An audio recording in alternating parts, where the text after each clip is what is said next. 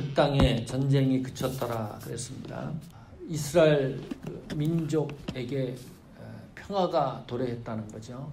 이스라엘 민족이 애굽 종살이 했던 연수가 430년입니다. 이집트에서.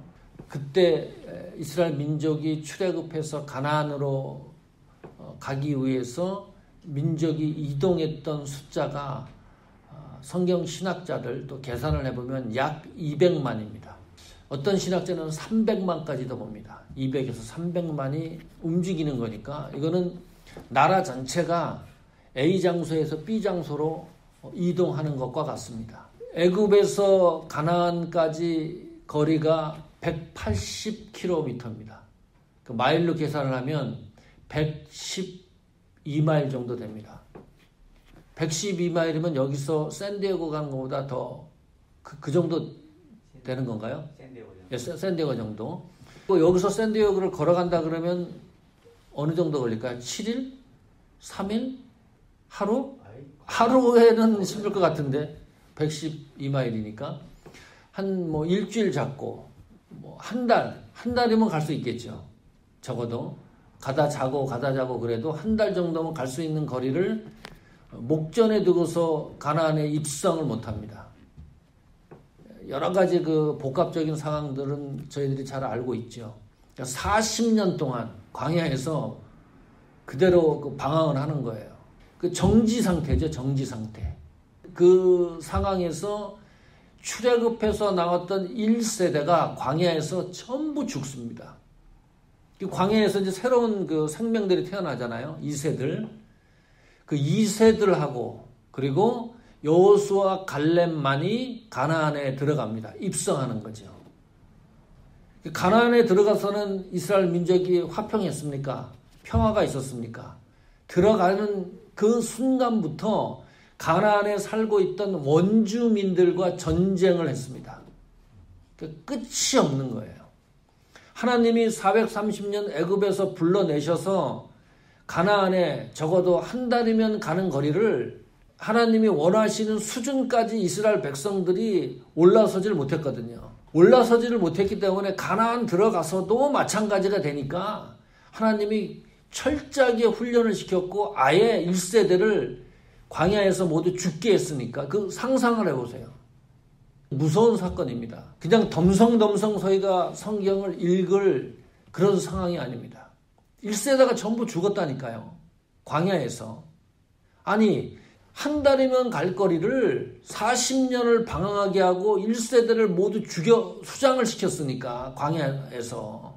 이게 얼마나 비참한 역사입니까? 막상 또 가나안에 들어가니까 원주민들이 거기에 살고 있었던 원주민들과 전쟁을 하는 거죠. 요단강을 걸렀을 때 갈렙의 나이가 78세였습니다. 그리고 오늘 23절 읽었죠. 이제 전쟁이 종결이 되고 땅을 분배했을 때 이때 갈렙의 나이가 85세였습니다. 그러니까 가나안에 들어가서 적어도 7년 이상은 전쟁을 한 거예요.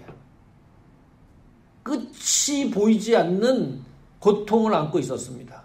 하나님이 430년 종살이했던 애굽 사람들을 끄집어내서 가나안에 들어갔는데 또 전쟁을 7년 이상을 하고, 그러니까 이 백성들의 마음 상태를 상상해 보십시오. 피폐한 거. 통계가 나왔는데 전쟁에 참전했던 그 병사들 있잖아요. 3분의 1이 이 정신적 질환을 가지고 있대요.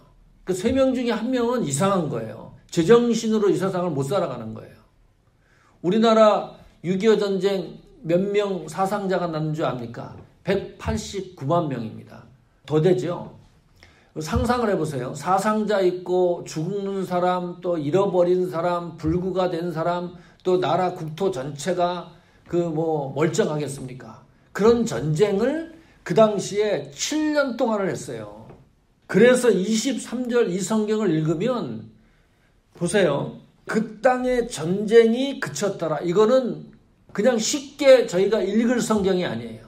오랜 세월 동안에 이 백성들이 가슴에 있었던 그 한이 풀어지는, 완전히 이제 가나안 그 지경에 평화가 정착되는 것을 예시한 거기 때문에 그 땅의 전쟁이 그쳤다라고 하는 이 표현 하나로 이스라엘 그 백성들의 민족의 상황을 저희들이 가늠할 수 있는 아주 중요한 성경 구절입니다.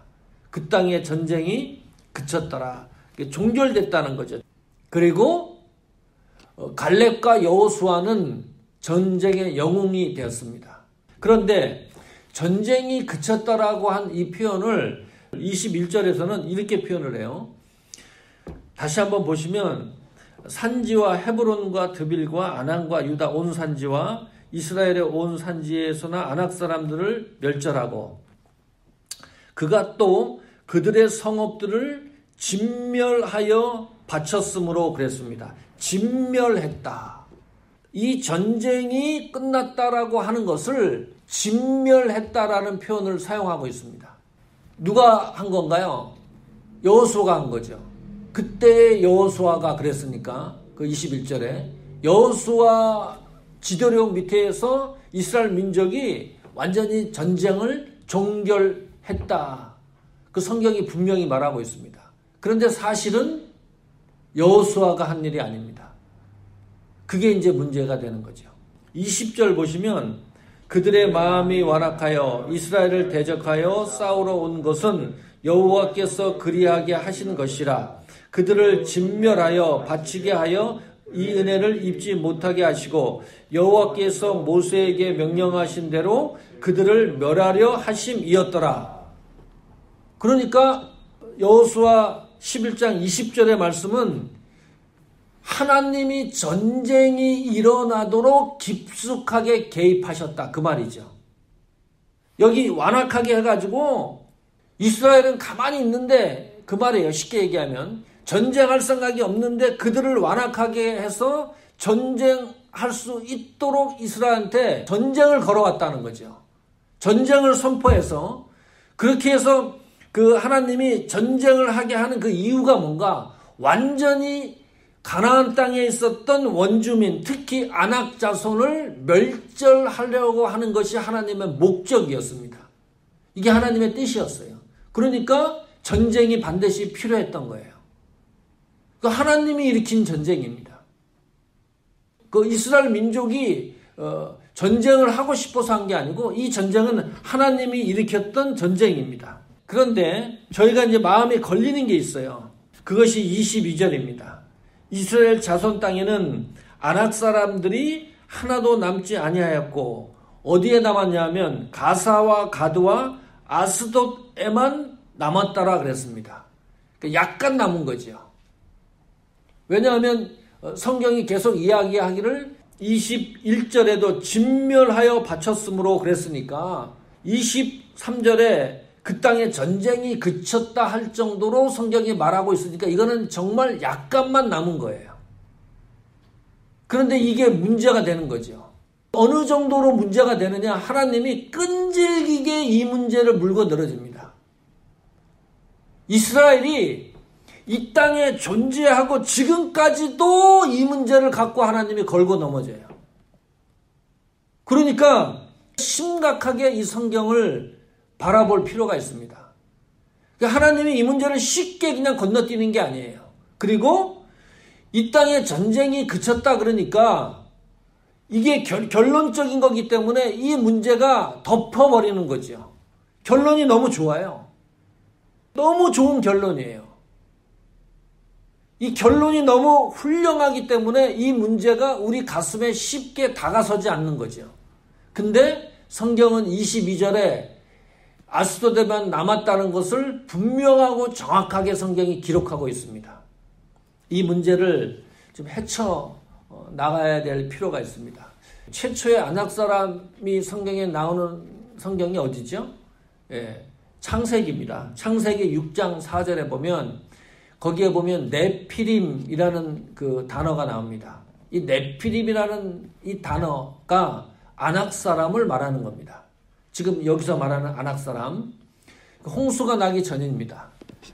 그 창세기 6장 4절에 보면 이때 하나님의 사람들이 하나님과 관계없는 사람의 딸들과 결혼을 해가지고 탄생이 되고 그런 사람들을 묘사한 게 네피림 사람입니다. 이 네피림이 특징이 나오는데 용사였다.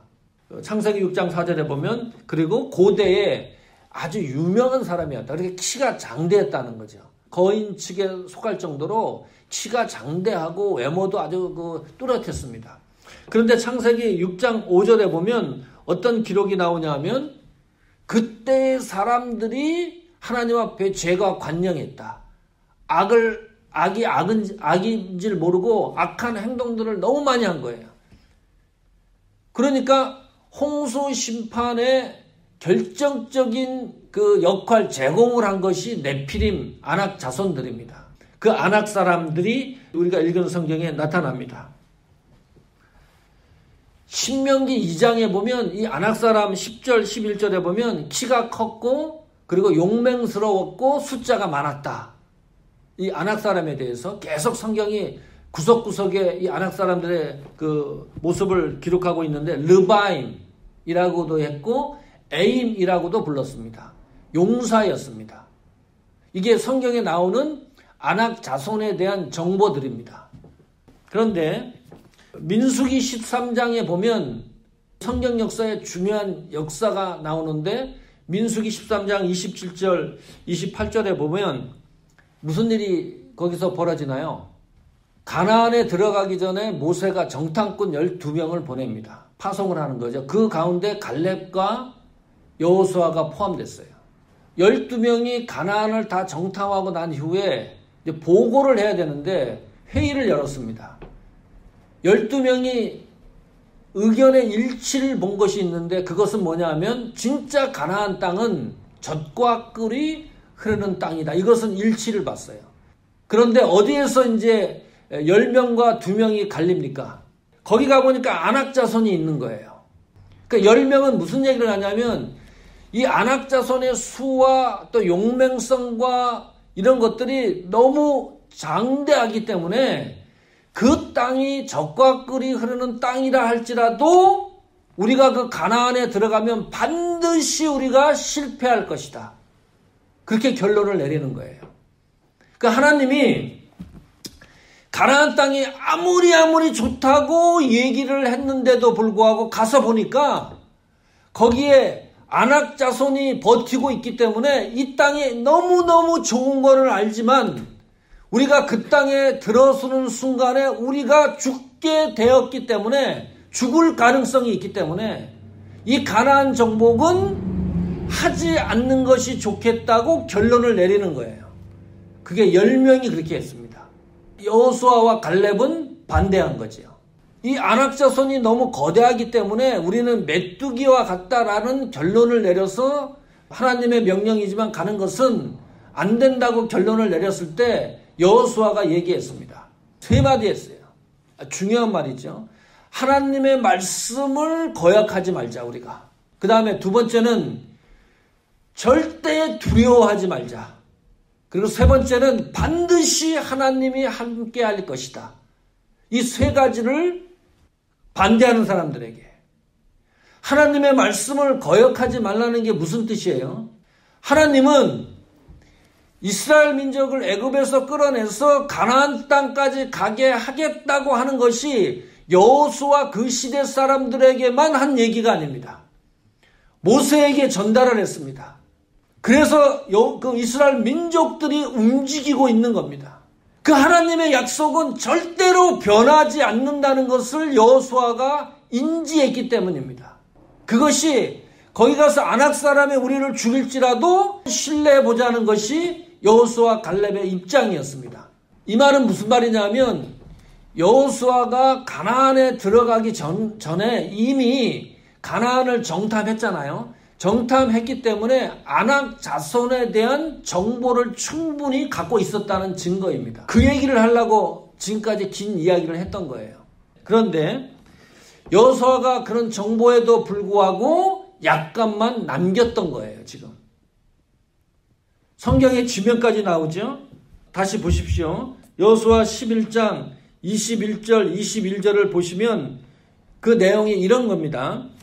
그가 또 그들의 성읍들을 진멸하여 바쳤으므로 21절에 이스라엘 자손의 땅에는 아낙 사람들이 하나도 남지 아니하였고 가사와 가드와 아스도드만 남았더라 그랬죠. 이게 무슨 말이에요? 21절, 22절을 다시 해석을 하면 이런 내용입니다. 분명히 멸절하였다고 하지만, 진멸하였다고 하지만 불행하게도 22절에 가사와 가드와 아스돗에는 아낙 사람들이 여전히 살고 있었다. 영어 성경을 22절에 보시면 더욱 확실해집니다. 여전히 살고 있었다는 거죠. 이 말은 무슨 말이냐면 여호수아가 하나님의 말씀을 모두 따르지 않았다는 증거입니다. 왜냐하면 남기지 말아야 돼요. 또 하나 축축할 수 있는 것은 괜찮겠지. 이 정도는 괜찮겠지? 그렇게 생각을 했을지도 모릅니다. 그러니까 남긴 거예요. 어떻게 해석할 길이 없어요. 왜 가사와 가드와 아스도드만 남겼을까? 이게 이제 지도를 보시면 사해가 여기 있으면 헤브론이 사해 옆에 있거든요. 이렇게 가사와 가드와 아스돗은 그 모자 쓰는 모양으로 이렇게 헤브론 위에 붙어 있는 그 지역들이었어요. 그러니까 모를 리가 없는 거예요. 그리고 성경이 그 지역에 분명히 남아있다고 성경이 제시를 하는 거기 때문에 이거는 몰라서 여호수아가 남긴 것이 절대 아닙니다. 문제는 남긴 그 이유 때문에 어떤 일이 벌어지나요? 가사에서, 여러분 성경 역사의 가사라는 지역에서 어떤 일이 벌어지죠?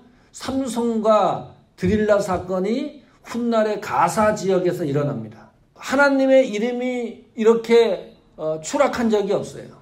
삼손이라는 인물을 통해서 하나님의 존재가 땅에 이렇게 추락한 일이 없습니다. 그 가사 지역에 일어났습니다. 가드에서는 무슨 일이 일어났나요? 다윗과 골리앗 싸움이 일어났던 장소가 가드라는 지역입니다. 그 전에도 굉장히 하나님의 또 이름이 땅에 추락을 하죠. 그리고 아스돗에서는 무슨 일이 일어나나요? 블레셋에게 법궤를 빼앗긴 장소가 아스돗이라는 지역입니다. 전쟁이 그러면은 그쳤나요? 전쟁이 더 이상 안 일어나나요? 블레셋을 통해서 이스라엘 민족이 계속 전쟁의 고통 속에 계속 이어지는 거예요. 모압이라는 또 나라가 일어나서 블레셋을 지나가니까 모압이라는 나라가 또 이스라엘에게 전쟁 중에 있었고, 암몬이라는 나라가 또 일어나서 계속 이스라엘 민족은 전쟁 중에 있었고, 그리고 바벨론 포로로 잡혀갑니다. 엄청난 일들을 이스라엘 민족들이 약간만 남은 이 문제 때문에 고통을 당하는 거죠. 왜 하나님은 이 문제를 덮지 않았을까요? 그 땅에 전쟁이 그칠 정도로 좋은 일 다음에는 우리 신앙을 심각하게 살펴봐야 됩니다. 그래서 오늘 이 말씀을 함께 묵상하는 겁니다. 이런 상황은 사단이 공격할 수 있는 찬스가 되는 거예요. 우리가 너무너무 하나님 은혜 가운데 좋기 때문에 혹시 괜찮겠지 했던 것들이 있지 않았을까? 그거 한번 다시 점검하자는 거예요.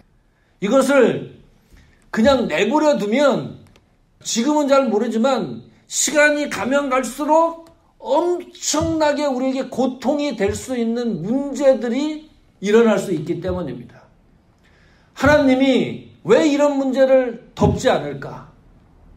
우리가 죽음 같은 죄를 져도 하나님 앞에 회개를 하면 들어주시는데 왜 하나님은 거의 모든 하나님의 말씀을 따라서 지키고 움직여서 행동을 해서 이런 결과를 얻었는데도 불구하고 이 작은 일에 이렇게 하나님은 끝까지 이 문제를 물고 늘어주실까? 그 이유는 말씀하시는 하나님의 권위 때문입니다.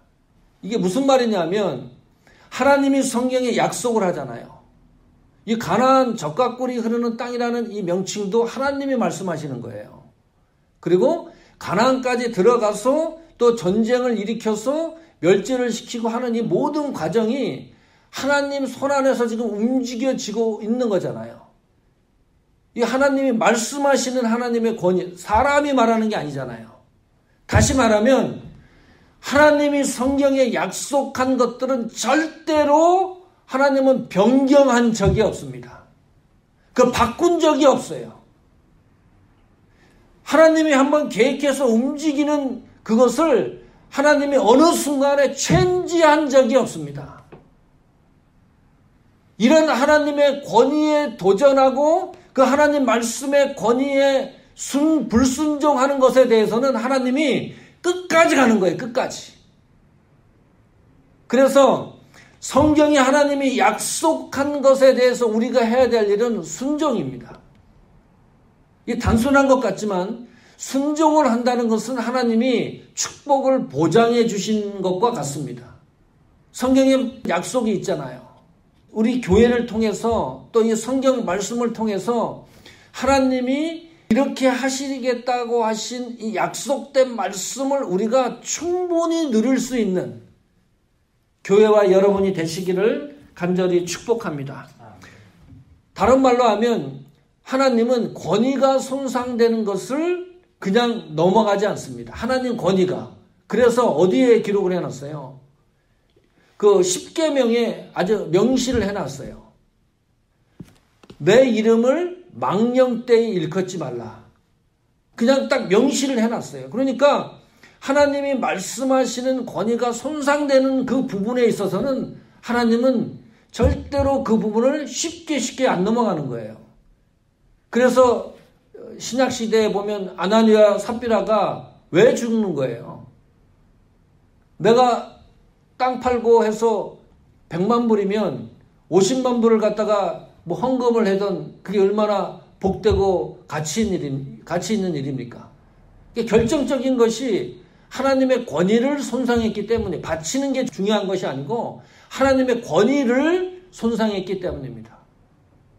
우리 신앙도 어떨 때는 내가 신앙한다고 그러면 신앙생활하고 믿음생활한다 그러면서 하나님의 권위를 손상시키는 말이나 행동이나 이런 것들이 있을 수가 있습니다. 그거 우리가 오늘 성경을 보면서 조심해야 될 부분입니다. 이 문제가 해결이 돼야 하나님이 주시는 축복의 그 광장 완전히 해결되는 가나안이라고 하는 축복이 하나님이 우리를 위해서 기다리고 있기 때문에 이 문제가 여러분들에게 은혜가 되시고 축복이 되시기를 간절히 원합니다. 우리 신앙생활하는 데 방해되는 요소들, 우리가 하나님을 헌신하는 데 방해되는 요소들, 그런 것도 이 시간에 한번 점검해보는 시간이 됐으면 좋겠습니다. 어떤 사람은요, 예배 시간에 매일 늦어. 예배 시간 한 10분, 20분이 항상 늦어요. 항상. 그러면 물어보면 항상 무슨 늦는 이유가 있어요. 그 1년 12달 보면 거의 늦어요. 거의 늦는 게 맨날 늦어요. 맨날. 이건 나쁜 거잖아요. 신앙생활의 습관이 나쁜 거잖아요. 그래도 괜찮겠지 하는 것들 있잖아요. 우리가. 여러분들만이 아는 그런 약점이 있잖아요. 약점. 하나님과 내 사이, 또 나와 교회 사이에서 다른 사람은 잘 몰라요. 이거는 이제 드러난 거지만 개인적으로 내가 하나님 앞에 약점이 되는 거 있잖아요. 뭐 괜찮겠지 하는 것들, 그리고 찝찝한 것들 있잖아요. 그런 것들을 과감하게 한번 정리하자는 거죠. 하나님 앞에서 과감하게 정리하면 하나님이 반드시 주시는 은혜와 역사가 있습니다. 이유는 하나님이 약속을 했기 때문입니다. 하나님이 주신다고 약속을 했기 때문입니다. 그런 축복을 우리 교회와 여러분들이 반드시 받아 누리시기를 간절히 축복합니다.